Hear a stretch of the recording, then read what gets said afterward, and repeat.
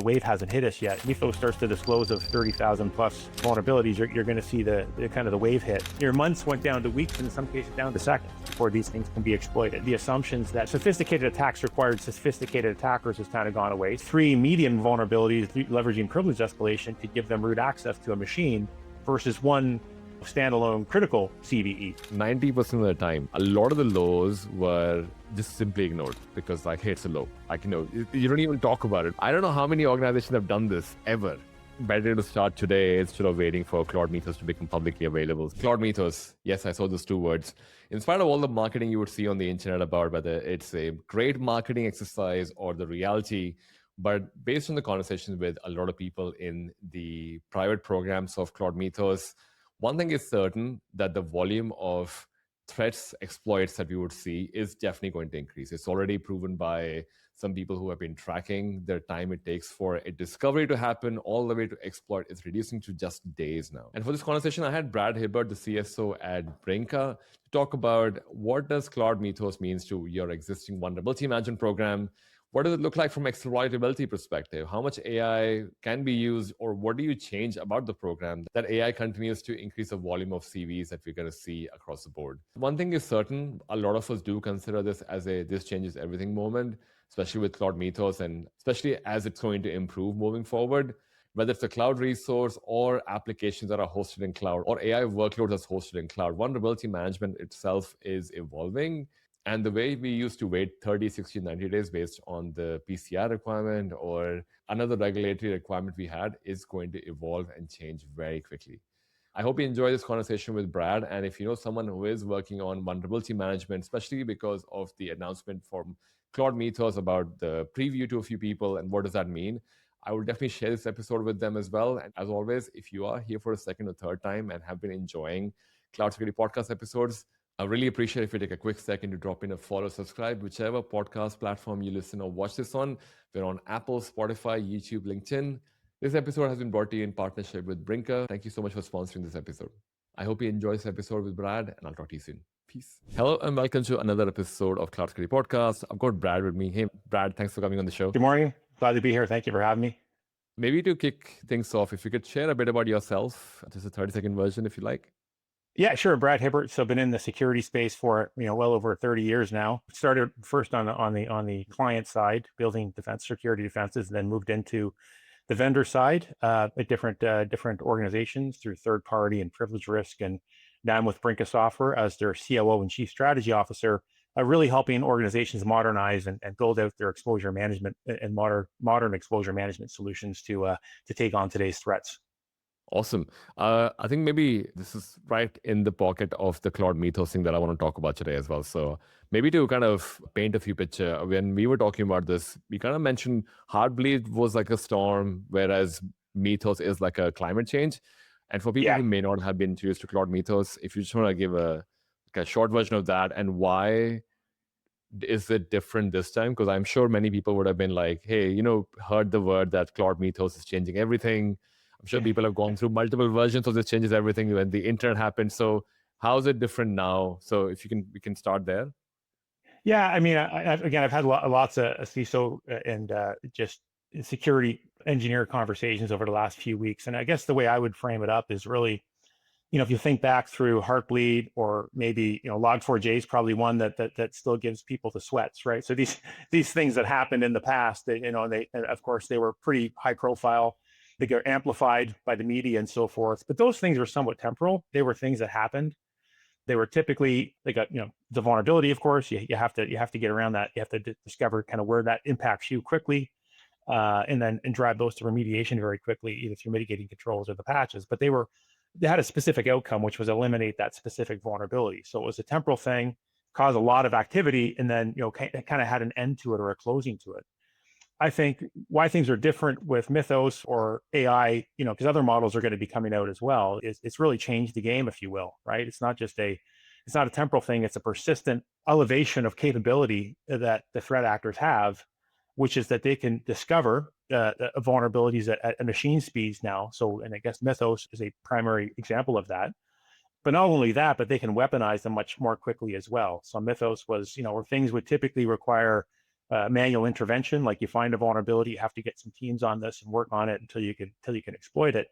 Mythos does that automatically in the same tool, right? It's just there's no handoff, there's no human intervention, there's no 8 hours a day. This thing can run 24 hours a day to exploit these vulnerabilities. And so your months went down to weeks, and in some cases down to seconds before these things can be exploited, right? And so that certainly has changed the game. And to respond, defenders have to step up their game. And I think those are what's driving a lot of the conversations I've had over the last few weeks. Is kind of what is that response going to look like? And CISOs and security practitioners are being questioned on that specifically from the board and from their leadership on how they're gonna respond. So does that mean my threat model, which I used to believe in, because I guess to what I was saying earlier, this changes everything, and many people may be skeptic to this, but is the idea that the threat model that we have built so far is no longer valid?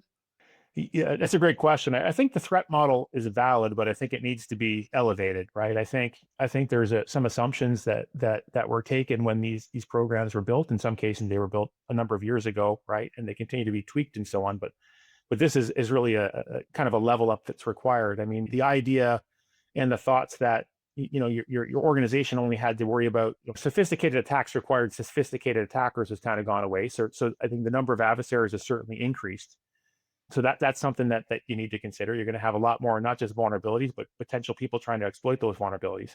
I think the other thing, that the more important thing is that I think a lot of these programs made the assumptions that they were going to have time between when they found the vulnerability and when they had to remediate. Again, if you have a 30, 60, 90-day cycle, hey, my PCI critical vulnerabilities, they have to close those off in 30 days. Well, that time frame is going to get compressed.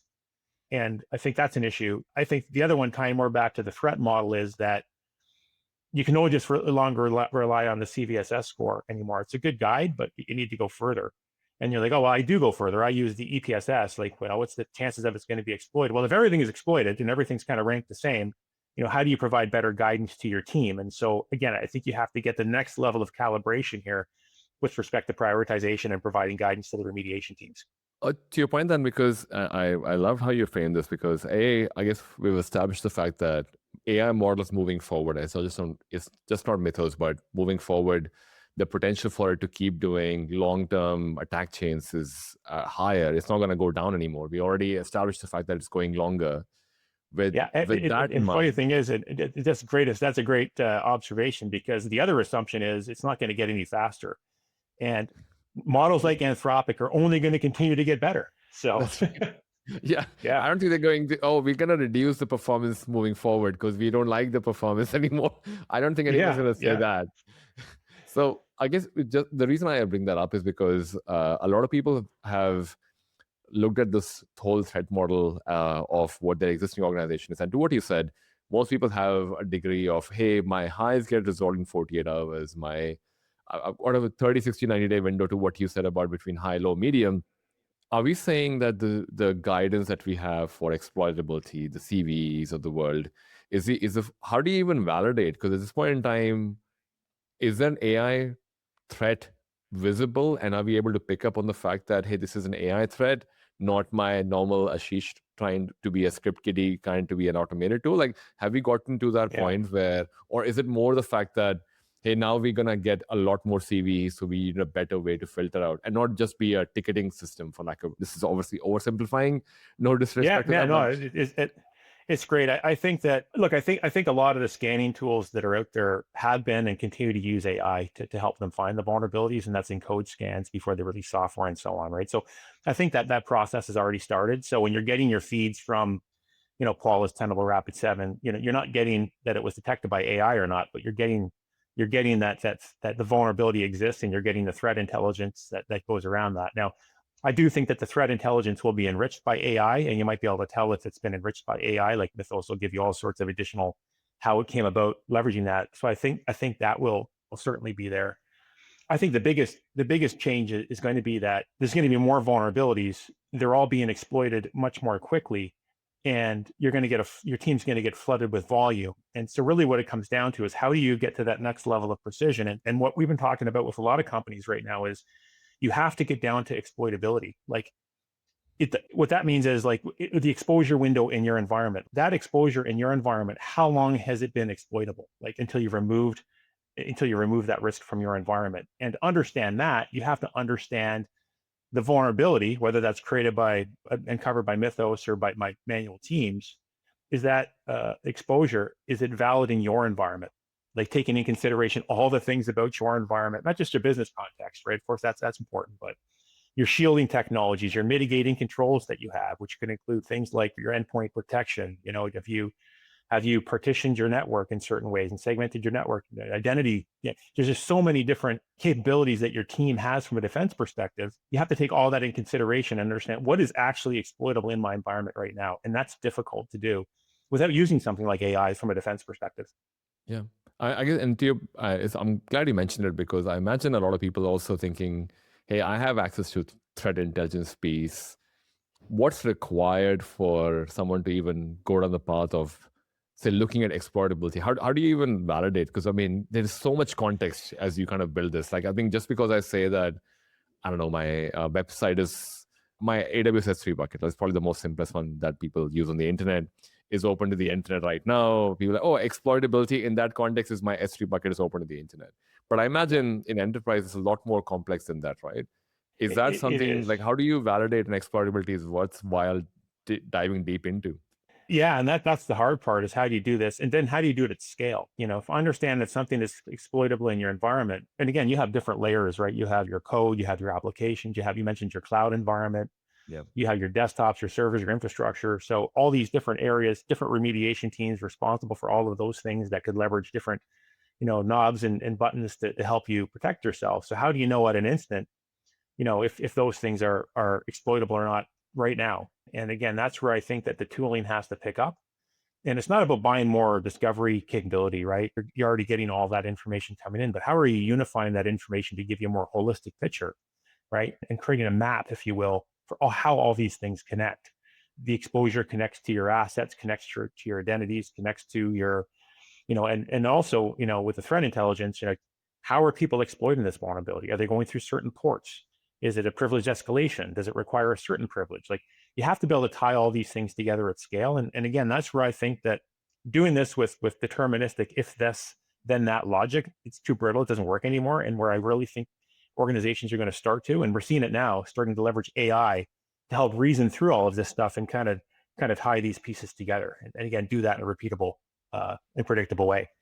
Is that the blind spot that we have today with the traditional operating model? I mean, when I say traditional, I mean pre-AI and post-AI security models of how we have operated. Is that what I'm curious if there are other blind spots that you've seen in the conversations you've had.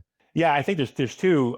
One is getting that level of exploitability understanding during the early phases of the exposure lifecycle, like have discovery, enrichment, and prioritization. And so there certainly has been a blind spot. Just not availability of a tool to help you do that, particularly when you have different operating products or different security products operating in silos. It's difficult to get that holistic view of how everything connects together, right?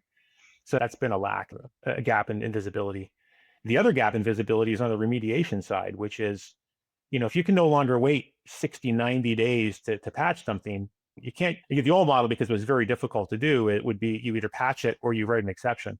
Like, hey, I can't patch this right now because it's critical. It's going to impact a critical business application. It's it's the end of year, whatever the exception is, right? And that was it. But I think from a mitigation perspective, they got to get much more prescriptive. What can I do short term? What can I do long term to reduce that exposure window? So again, it's not about eliminating or I deploy the patch in 30 days. It's I eliminated the exposure, made it inactive or inaccessible, either by taking away the exploitability, taking away the reachability, minimizing the blast radius. I did that in 2 days versus 10 days, right?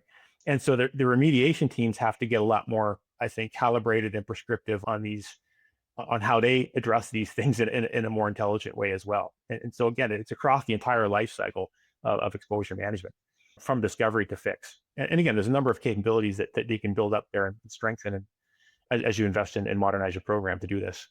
I'm curious to hear from you because you have been in the space for a while as well. Why have we not solved remediation? I feel like we've done remediation almost like as long as security has existed, but somehow we still talk about it. Like, has it changed because of AI? Is that just why it's tougher now, or it's different now? Yeah, I mean, I think from a remediation perspective, I think it's a few things, right? I think I always come back to, what's the outcome you're looking for from a model perspective. And a lot of the people on the security team would say, well, the issue is because we don't own the remediation. We do everything we can. We package it up. We help you get the prioritization proper. Then we pass it off to the remediation team. And again, I think if you have two teams that are measured differently, one team's measured on how quickly they can identify and prioritize. The other team's, measured on how quick a patch gets released. I think that they're two different measurements, right? So if you focus on the same outcome as a shared objective, which is reduce what's the exploitability window, and let's focus on reducing that. Out of that will fall a bunch of other decisions that your teams can align on. So I think that's one thing, right? Because if you don't have that shared understanding of what you're trying to accomplish, then things get lost. I see a lot of organizations where you can add all this additional next level prioritization capability about exploitability and so forth and in the front end, but when you pass that to the remediation team, if they just cut all that off and just cut off the business context, cut off this, and they just look at CVE or a CVSS scores, and you got to miss management in your handoff process, right? So I think that's a problem. And then, the remediation teams, again, there's certain policies and processes that were put in place around change control.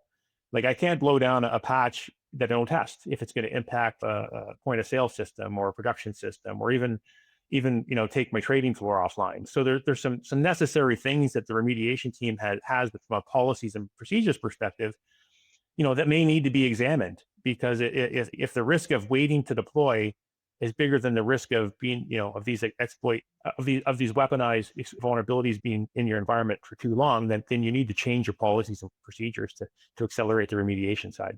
So there's a number of other things, but I think those are some of the examples that I would start with. No, I love the direction you went down the path of, also because you're absolutely right on two different objectives. And a lot of times I remember our team took the vulnerabilities to the developers or somewhere else.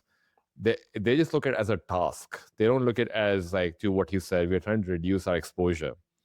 And because that's being directed as, hey, out of the 10,000 things you have to do as part of the sprint, which is create a feature that makes money, roll out a new software, all of that. And then there is this patch for CVE. And I think maybe you hit it on the nail, because maybe that's where there's a lot of back and forth between security and the development team, just to justify why there should be time spent on this particular thing. Yeah, I've been in lots of organizations where the biggest, it's the friction point between the teams, right? And both teams are trying to do the right thing. They're both trying to work towards what their objective is. But if the remediation team gets a list, they want to know why, why is A ahead of B? Why is B ahead of C? And so that's when you pass that information, if you have a shared objective and a shared understanding for how the security team is prioritizing and an agreed upon approach, right? And whether that's, some sort of algorithm you've come up with, or whether that's, some sort of AI reasoning, the logic that you've agreed on, then you have less of this. Let me, as a remediation team, that really, that's the list. Let me export that to Excel. Let me compare that to my scanner or my operational interface. And there's a lot of this manual validation that has to happen. And I do think that as the teams have a shared outcome and start understanding and sharing these policies and procedures and logic and explainability, and they start sharing these things, and they start building trust up between those teams, that slow down, that friction point can start to go away. And so people can start to trust what they're being handed to them is the right thing. It's helping them achieve their shared objective, so they can take action faster. And then again, once they know they can take action faster, of course, there's going back and looking at all your policies and procedures and change control and things like that to make sure that they've been calibrated for today's machine speed threats.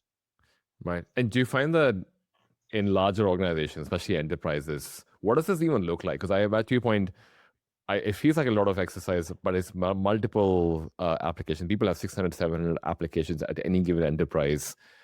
How does this even work at scale in terms of the whole, to your point, if we were to think of a goal for reducing the overall risk exposure of the organization, how do you see this play out in larger enterprises who do it better? Yeah, and again, I think we're going through a period of change right now, right? And so I think that when I think about what the conversations I've had with CISOs, they're asking the question, like, what is everybody else doing right now? Like, what's reasonable from a defense perspective? What's expected of me as the market continues to shift? And so I would start again. I would say the ones that do it right will start with that shared objective across the team. Like the teams need to work together on that outcome of reducing the vulnerability that, or the exposure window. Like how long was something exploitable in my environment? That should be the thing that you shrink and everyone should rally around, right? That would be the area I think that if I was going to start a program today, that's the thing I would focus on. I mean, that answering the question. The next Yeah, thing I it would does. focus on I is was the going to policy say, because procedures around that. to your point, would this work for the, and going back to the AI thing, which was the Claude Mythos piece that he spoke about, and AI models going forward, in a way, in my mind, it ties to that as well, because if we go back to what you said about the remediation challenge, the 30, 60, 90 days we have, and if the CVSS scores or CVE scores are starting to get a lot more, let's say, higher in volume, and you can't just keep throwing the entire volume over to the development side or remediation side, go fix it. You need to find a better way. And I think exposures definitely sounds like a good, I guess, good angle to at least double down on. I was just curious in terms of people who are building a program. They obviously, a lot of people already have a program, right? They've existed for a while. How do you uplift an existing program? Because a lot of people have started thinking about, what does this look like in an AI world? What does it look like in a world where my CVSS score or my threat intelligence is going to be a huge volume?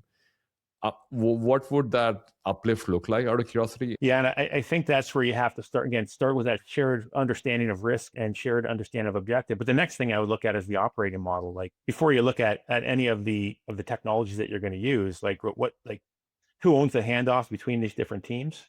What information are you going to share between the teams that we both agree on?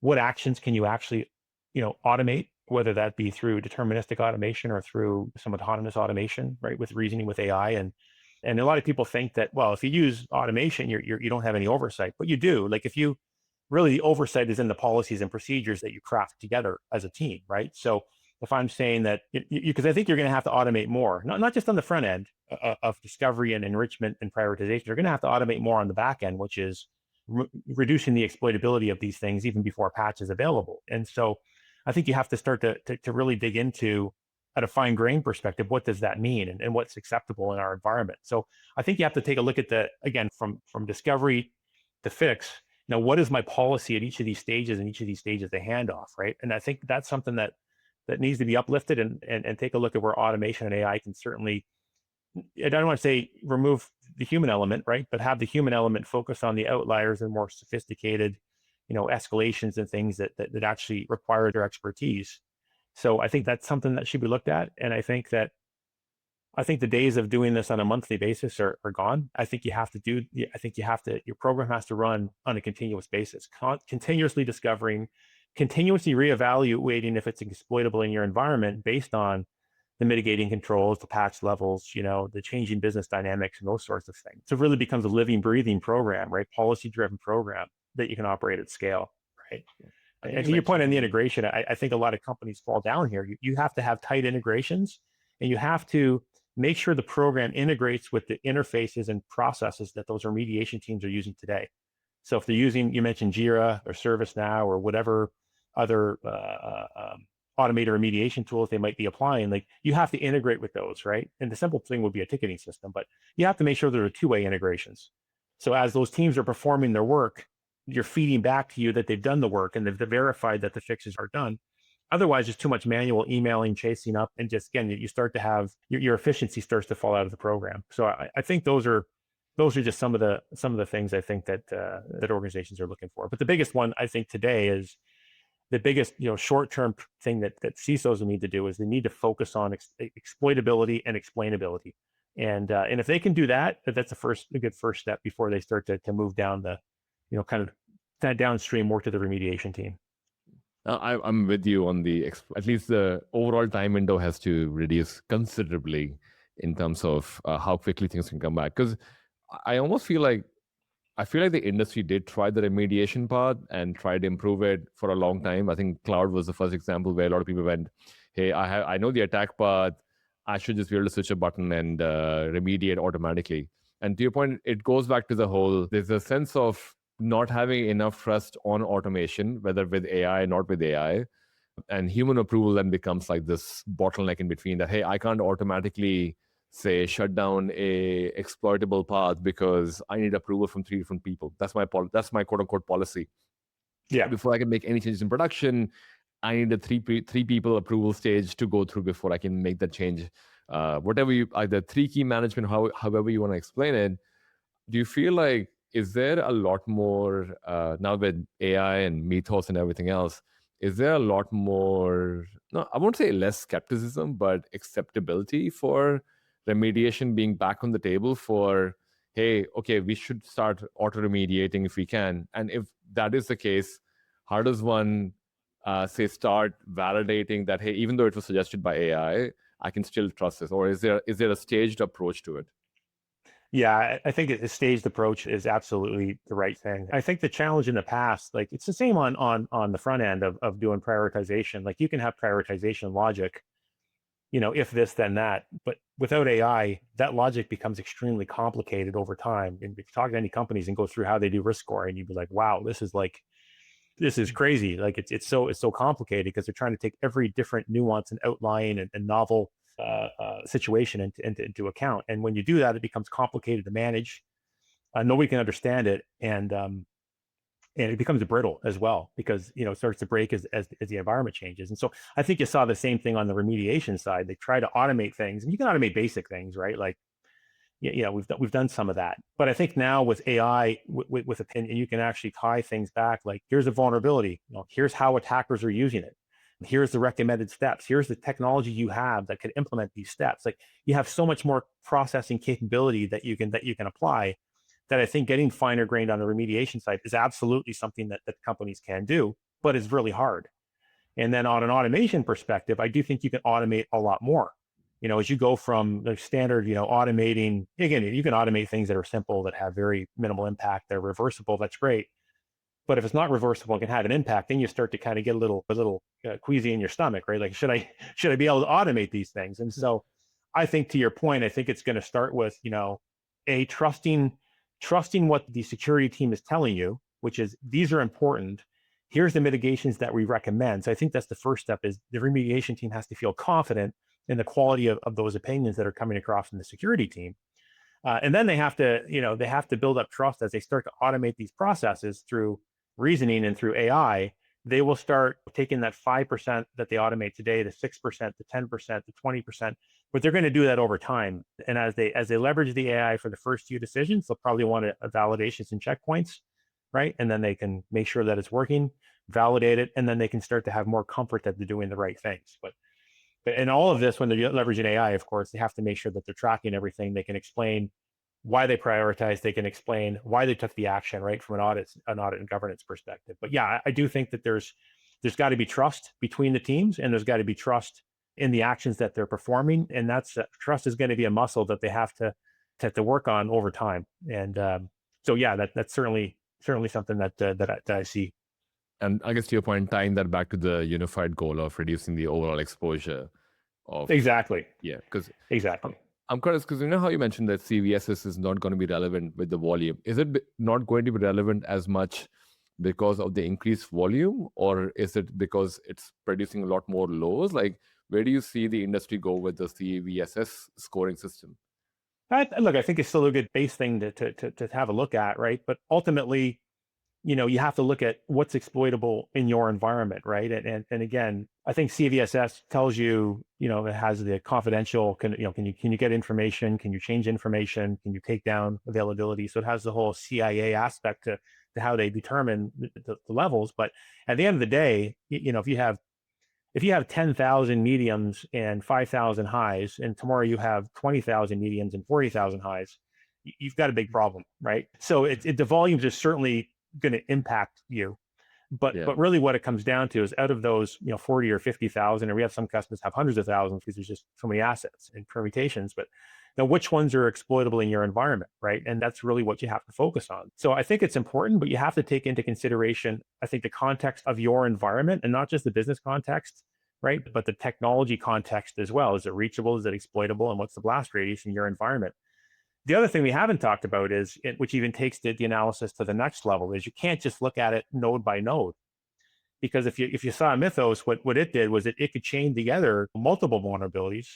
So 3 medium vulnerabilities leveraging privilege escalation to give them root access to a machine versus 1, standalone critical CVE. And so now you've got to back up and take a look at it, not from a node lens, but from a network path lens and attack change lens. And so in doing that, of course, is even more, takes that complexity even to the next level, right? But that's kind of how people are looking at things. It's not about individual CVEs. It's about how could they be leveraged together, right? And how are they exploitable together? And that's that exploitability context that I keep mentioning, right? And I don't think all programs are going to be able to get to that lens day one. I think that's an incremental process, starting with exploitability of individual nodes and so on, and building into this more graph attack path approach. But again, you can start to see that things like CVSS are good indicators, but again, it's not the threshold or the bar has been raised, and the teams have to evolve the programs to meet that. Oh, I think you example of yours. I think what you said about the CV scores, because the moment you mentioned the low part being interconnected to build into something which is a privilege escalation, the first thought that came to mind was, oh gosh, there are so many low risks that we have just quote unquote accepted in organizations. Like I think 90% of the time, and I'm sure I'm not alone in this one, people who are listening or watching this, it's like a lot of the lows were just simply ignored because like, hey, it's a low. Like, you don't even talk about it because because Yeah. and 100%, there's so much volume of low as well that you almost go, that's not really a big problem. Let's focus on justifying why the developers need to solve the medium risk or high risk or even a critical risk for that matter. Yeah. All the attention was always given to the critical high followed by a medium, but we never really went down the path of interconnecting multiple lows into making it, this together, if I zoom out and look at this, that is a privilege escalation. I don't know how many organizations have done this ever. Very few, I think. And again, I always say start with the criticals and work your way down as you expand your program. But again, it's very difficult to do. Yeah. Tying together all the different technologies that you have and the different stacks you have. You have a node that might be running in the cloud, that might be running an application that you guys developed. So there's so many different remediation orders that could be here as well. Yeah. But again, that's where from my perspective, I think the people are going to if I take a look at Mythos and how I think the market's going to react to this, I think I think a lot of security vendors are going to say we have the solution, it's AI.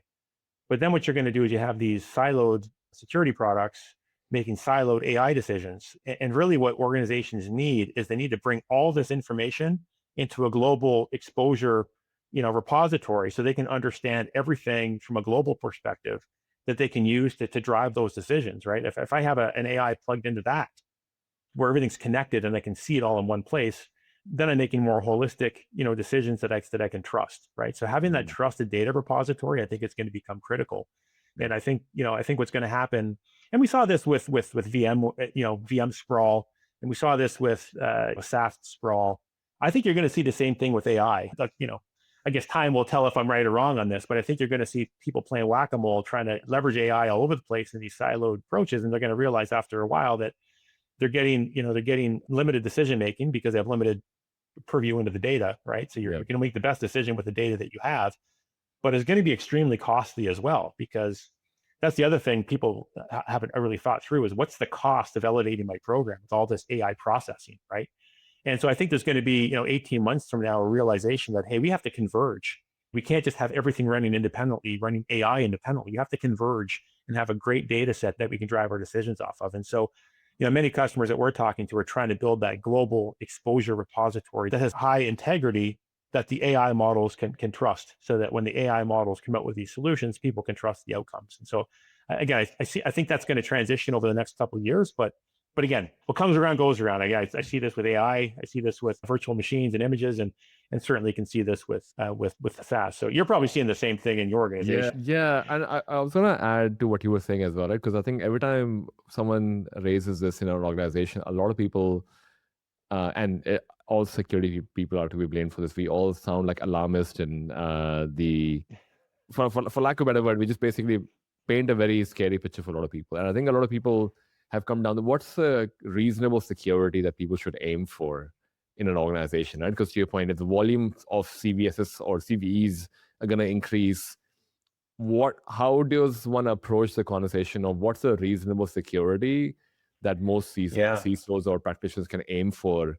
That is I guess I imagine for some extent helpful for audits, whether it's legal or liability or whatever it may be. What is something that you find is reasonable security? And obviously, it's different for different organizations. I'm just, if you have some general thoughts on this. Yeah, it's a great question because as you mentioned, I think, what's reasonable changes with time. As we talk about like 10 years ago or 20 years ago, quarterly scans of my PCI assets was reasonable, right? So that has certainly changed. And since the last time we spoke, many of the conversations that we've had with security teams where we're helping them modernize their programs ask the same question, which is like, hey, what is everybody else doing? Because they want to make sure that they're keeping pace with kind of what the expectations of the market is, and because that's eventually going to be what the expectations of the auditor will be. And so if I have to think through the next couple of years, I would say that the programs need to move away from weekly and even daily. They need to start getting continuous visibility into kind of what's going on in their environment, right, from a exposure perspective. That they need to rally around exploitability and the exposure window versus patch windows. I think that's going to be something that's going to come up. I think teams are going to have to leverage AI to do that, both on the exploitability front as well as the remediation front. And they're going to be expected that if they're leveraging AI, that they have the proper governance in place, right? That they understand, like, what is the exposure, what is the fix that AI, and why is AI recommending this fix, right? If I recommend this fix, what should the outcome be? And again, all of that explainable. And so I think these are just going to be things that are expected out of these programs moving forward. Yeah. What about the board? Because I think one of the reasons why I asked about reasonable security is also sometimes it's harder for CISOs or leaders to explain to the board because Claude Mythos, people read the marketing around it, and suddenly it's like a doomsday prepping at that point in time for cybersecurity. How do you see people talk about this to the board where it doesn't sound very alarmist, for lack of a better word, that, hey, like to what you said, it's a reasonable approach to go down the path of exploitability, staged approach. We start with things that we know we can have accuracy assurance for and start adding more AI to it. What have you found, like how are people describing this to the wider organization or to the board on how they're approaching this or to tackle the Claude Mythos and moving forward any new AI model that comes in? Yeah. Well, first, I think there's some education that has to happen. Like we get a lot of questions, even from some customers, like with Mythos coming out, like, do I need security tools anymore? Or do I just throw everything out? And of course, the answer is, well, no. I mean, when you think about the exposure program that you have today, again, in discovery, enrichment, prioritization, pre-verification, remediation, post-verification, this whole process, the process is still valid. Now you just have to up-level the process and invest in certain areas of that process to take it to the next level. So the focus of the board is that you have a way to do this. You have a plan to get this done. It's going to take you some time, but here's the recommendations. And again, we've been talking about some of those recommendations that we've been kind of focusing on, exploitability and so forth. And then I think you're going to have to change the way that you report to the board, right? It's not about closing off your criticals in 30 days to meet PCI compliance. It's about how exploitable, what's that exposure window and the exploitability, and how am I showing that go down? And how am I breaking the barrier down between security and whatever the remediation teams are, whether that's cloud ops or DevOps or development or IT ops? How am I breaking those barriers down and working with these other teams to kind of improve the overall resilience of the business, right? And again, from my perspective, in order to do that, again, it's three levels, right? You have to have a solid data foundation, exposure understanding of the environment, so you can really kind of make those next level decisions, if you will. So you have to have a living, breathing repository of your exposure surface. And then if you have that and you can have trust across all the teams, have trust in that, then you can build AI on top of that trusted model. And if you can do that, then the AI can make these decisions faster that you can trust. And if the AI is making decisions faster that you can trust, then you can take action faster. And if you can take action faster, then overall you're gonna elevate the resilience of the business. And so really, it kind of comes down to that, right? You have a plan in place. It's going to require some investment, right? As I say, implementing AI comes with a cost. Yeah. And so there's going to be some budget dollars that need to be allocated to make these investments, but in to strengthen your current exposure program. But it's achievable. It's just going to take some focus and understanding for kind of where kind of where your program needs to be stress tested and where you need to kind of elevate it across that life cycle. I think to what you said made me also think about the fact that maybe a lot of people may go down the path of exploitability, exposure management, but you don't want to boil the ocean from day one, right? Are there any easier wins that they can have on the board in terms of applications, or the kind of applications that they should focus on in the beginning as they uplift the program? Or because to your point, maybe volume's already high for CVs and they may try and change the entire thing. Instead, to what you were talking about earlier, where you said, hey, if you were to start a vulnerability management program today, or maybe even uplift one, are there any, I guess, quick wins is probably a better word at that point in time, that people can aim for in terms of what's an easier task to do today? If there is one, I don't think anything is like a 1 day period, but let's just say 3 months, 1 quarter period. No, I think it's a great question. When I think about kind of where exposure management's going, I think of like a pyramid. And at the bottom of that pyramid, you have risk-based vulnerability management, where you're using the CVSS score and maybe some EPSS, kind of telemetry. And that's giving you a base, risk capability. And on top of that, you have, you kind of have what CTEM has really been working towards, which is continuous threat, exposure management, right? You're continuously looking at this stuff and you're looking at exploitability and those sorts of things. I think the need for CTEM, the timeline's been compressed, where people we're going to build out this top of the pyramid capability elevated on top of your risk-based vulnerability program. I think if people were planning to do that over the next 12 months, that timeline's been compressed, right? They realize that Mythos and stuff has kind of compressed that timeline. But you're right. If you're going to build on the top of the pyramid, don't try to do everything across the whole asset stack. To focus on, an application, a high-profile application that can have significant impact to the business, and maybe focus on your external attack surface first. So pick your poison, pick the area that you think can have the biggest impact. Work the kinks out, work on that shared responsibility, kind of what the shared measurements are going to be, work on the handoff points of that shared understanding of risk and accountability, show the model working, and then expand from there. And I think, that's certainly been the approach that we recommend, and then demonstrate, not that you're patching faster, right? Because patches can only come out so fast, but demonstrate that you're reducing risk faster. And the exposure windows is collapsing on those targeted assets that are within the scope of your program as you continue to expand it. So I think that's my biggest takeaway from this episode, is the exposure window has to reduce dramatically, so that, and which ties into everything else. Your response needs to be quicker, detection needs to be quicker. There's that hits the nail for a lot of things as well. And it's hard to do. It's hard to get all that context pulled into one place. Yeah. I wish it was easy just to click a button and it would just happen. But months of work ahead for a lot of people as well. But at least it seems like, to what you said, it is achievable. It just will take time, and maybe better to start today instead of waiting for Claude Mythos to become publicly available. So I think it's a good time for that conversation as well. Well, that's most of the conversation that I had. Where can people learn more about what you guys are doing at Brinqa? And how can they connect with you? My email, brad.hibbert@brinqa.com, if people have questions directly. We have a lot of resources on our website about Mythos. We actually are coming out with the other thing we haven't talked about is that the wave hasn't hit us yet. You're right. Like when Mythos starts to disclose of 30,000 plus vulnerabilities, you're going to see the kind of the wave hit. But we're already starting to see, from those that are in the program, and even outside the program, that are leveraging AI to discover vulnerability, the vulnerability, like Patch Tuesday volumes, have continuously gone up, right? And then we're gonna continue to see those things go up. So we have some research on the website that can explain some of that. We have some top recommendations in our resource center. So if you just want to learn more about kind of exposure management and some tips, then you can get that on our website at www.brinqa.com. The show notes as well. Thank you so much for your time. I really appreciate this, and looking forward to, well, maybe whenever Claude Mythos 2.0 comes out, hopefully we have solved our exploitability problems by then. Yeah, I'll have a lot of gray hair when that happens. But thank you so much for your time. No problem. Thanks, everyone. Thanks for tuning in.